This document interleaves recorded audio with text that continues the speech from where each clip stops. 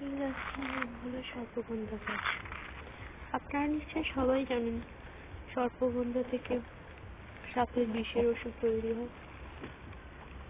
এগুলো গ্রামগঞ্জে আশেপাশে বন জঙ্গলে পাওয়া যায়। এটি হচ্ছে সর্পগন্ধা গাছ, ভালো করে দেখুন। এটা থেকে সাপের বিশেষ ওষুধ তৈরি হয়।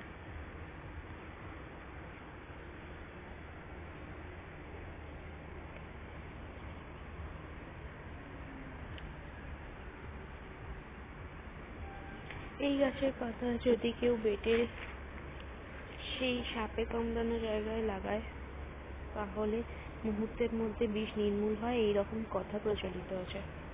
এছাড়া এ থেকে বিভিন্ন অ্যান্টিবায়োটিক ওষুধও তৈরি হয়। দেখুন।